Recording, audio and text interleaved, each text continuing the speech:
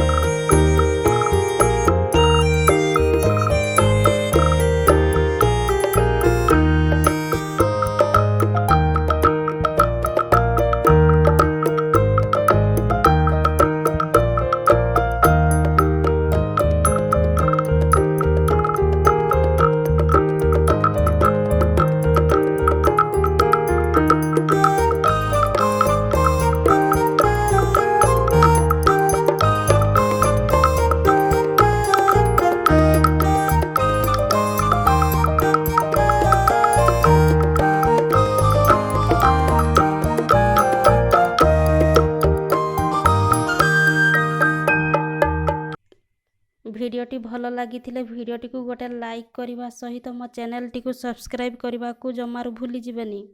ତ ଫ୍ରେଣ୍ଡସ୍, ଆଜି ପାଇଁ ରହୁଛି, ପୁଣି ଆସିବି ନୂଆ ରେସିପି ସହିତ। ସେ ପର୍ଯ୍ୟନ୍ତ ରହିଲି, ନମସ୍କାର, ବାଏ, ଜୟ ଜଗନ୍ନାଥ।